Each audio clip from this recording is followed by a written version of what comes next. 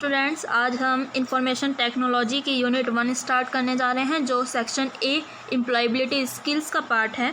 इस यूनिट का नाम कम्युनिकेशन स्किल्स है। इस यूनिट में टोटल 9 सेशन हैं। इस वीडियो में आज हम सेशन 1 स्टार्ट करेंगे, इंट्रोडक्शन टू कम्युनिकेशन। तो चलिए लेट्स स्टार्ट। सबसे पहले हम बात करते हैं कम्युनिकेशन क्या है। तो the word communication has its origin in Latin word communicate implying to share, यानी जो कम्युनिकेशन वर्ड है ये एक लैटिन वर्ड है जो कि कम्युनिकेयर से निकला है, जिसका अर्थ होता है टू शेयर यानी साझा करना। Thus communication means sharing of information between two or more individual within the group. इस प्रकार कम्युनिकेशन का अर्थ दो या दो से अधिक व्यक्ति या समूह में सूचनाओं का आदान प्रदान करना होता है। It purpose is to reach upon a common understanding, इसका उद्देश्य सामान्य समझ तक पहुंचना है। नेक्स्ट पॉइंट है importance of communication. Communication enables you sharing thoughts, feelings and ideas.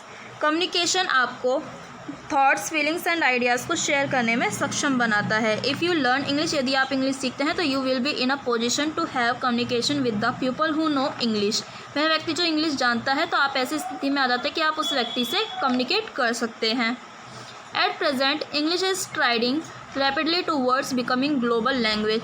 धीरे धीरे इंग्लिश जो है वो ग्लोबल लैंग्वेज का रूप लेती जा रही है। The need of communication skills can be put in the headings as under. Communication skills की आवश्यकता निम्न प्रकार से समझी जा सकती है। फर्स्ट पॉइंट है giving information, like the convening of a meeting, यानी जब हम किसी मीटिंग को बुलाते हैं तो उसके अंदर हम अपनी इन्फॉर्मेशन को दूसरे व्यक्ति तक पहुंचाते हैं। सेकंड है exerting influence, like making the other person convinced with you. Communication के द्वारा दूसरे व्यक्ति को विश्वास दिला सकते हैं, तो इसलिए भी हमें कम्युनिकेशन स्किल्स की आवश्यकता पड़ती है। Third expressing feelings, like expressing to the person the joy you feel in meeting him. व्यक्ति को कम्युनिकेशन के द्वारा भावनाएं व्यक्त करने से अच्छा महसूस होता है, तो इसलिए भी कम्युनिकेशन की हमें आवश्यकता पड़ती है। उसके बाद है यहाँ पर एक फिगर दिया गया है जिसके अंदर हम पर्सन ए और पर्सन बी मान लेते हैं इन दोनों को।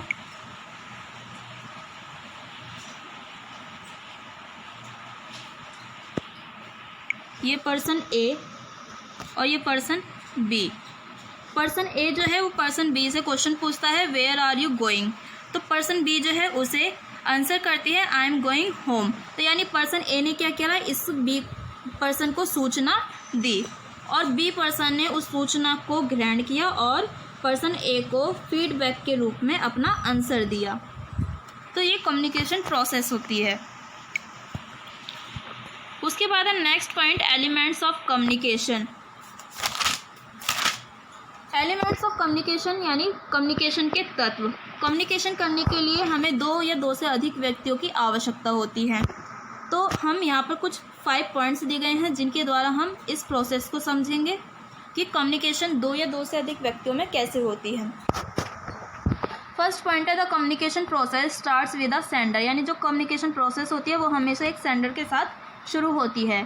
Second point the sender sends a message, जो सेंडर होता है वो मैसेज को सेंड करता है।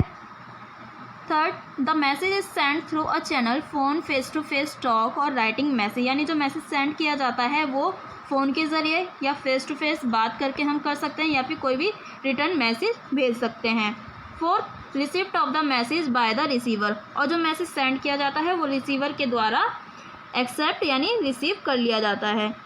Fifth reply by the receiver to the sender, और फिर रिसीवर के द्वारा सेंडर को रिप्लाई भेजा जाता है। नेक्स्ट पॉइंट है पर्सपेक्टिव्स इन कम्युनिकेशन। पर्सपेक्टिव्स का अर्थ होता है दृष्टिकोण या परिप्रेक्ष्य। Perspectives are the ideas, views or fixed ways of thinking that sometimes affect our communication. Perspectives विचार या सोच के निश्चित तरीके होते हैं जो कभी कभी हमारी कम्युनिकेशन को प्रभावित करते हैं। Factors affecting perspectives in communication, यानी यहाँ पे कम्युनिकेशन के कुछ पर्सपेक्टिव्स दिए जा रहे हैं जो हमें हमारे कम्युनिकेशन को प्रभावित करते हैं।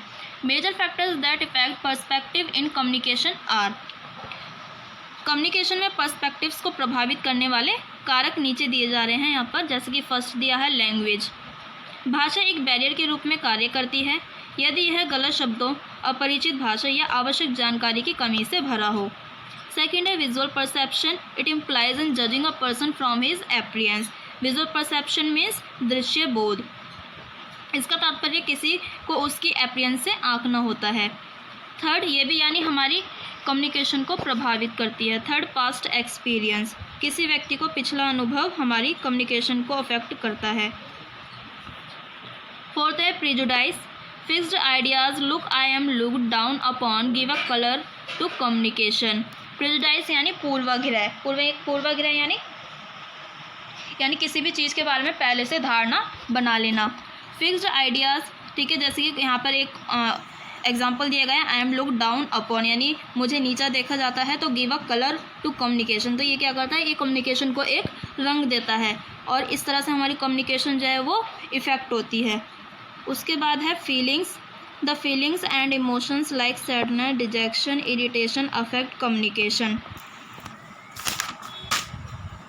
उदासी, आक्षेप, जलन जैसी भावनाएं हमारी कम्युनिकेशन को प्रभावित करती हैं। नेक्स्ट पॉइंट है एनवायरनमेंट। ज़्यादा शोर के कारण भी हमारी कम्युनिकेशन प्रभावित होती है।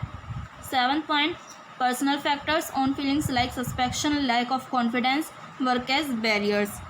स्वयं की भावना, जैसे कि हमारी कोई भी भावनाएं होती हैं जैसे संदेह, आत्मविश्वास की कमी, बाधाओं के रूप में कार्य करते हैं ये, और ये इस तरह से हमारी कम्युनिकेशन क्या होती है, प्रभावित होती है। उसके बाद है next point culture. Signs are interpreted in different ways in different cultures. संकेतों की व्याख्या यानी जब अलग अलग भाषाएं होती हैं, अगर हम किसी अलग भाषा वाले व्यक्ति से बात करते हैं तो वो ये क्या करता है, हमारी कम्युनिकेशन को इफ़ेक्ट करता है। Effective communication. The basic principles of professional communication skills are abbreviated as 7 C's under. यहाँ पर कुछ बेसिक प्रिंसिपल्स दिए गए हैं कम्युनिकेशन स्किल्स के, जिन्हें हम 7 C's के नाम से जानते हैं। तो फर्स्ट है clear. Being clear about what you wish to communicate, यानी जब भी आप कम्युनिकेट करते हैं तो उसके अंदर स्पष्टता होनी चाहिए। सेकेंड है concise. Using simple words and saying only the needful, यानी आपको ऐसे शब्दों का उपयोग करना चाहिए जो सिंपल हों एंड नीडफुल हों। थर्ड है concrete. Using exact word as well as facts and figures, यानी जो भी आप फिगर दिखा रहे हैं या फिर कोई फैक्ट बता रहे हैं तो उसके लिए एग्जैक्ट वर्ड होने चाहिए। फोर्थ है करेक्ट।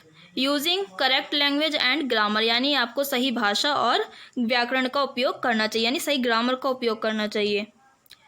फिफ्थ है कोरिएंट। यूजिंग वर्ड्स मेकिंग सेंस, यानी जिन भी शब्दों का आप उपयोग कर रहे हो उनसे एक सेंस निकलना चाहिए, एक अर्थ निकलना चाहिए। सिक्स्थ है कंप्लीट।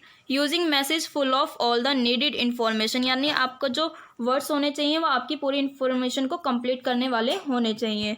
सेवंथ है courteous. Being respectful, honest and amicable, यानी जो आपकी कम्युनिकेशन होनी चाहिए वो रिस्पेक्टफुल होनी चाहिए, ऑनेस्ट होनी चाहिए यानी उसके अंदर ईमानदारी होनी चाहिए, एंड एमिकेबल होनी चाहिए।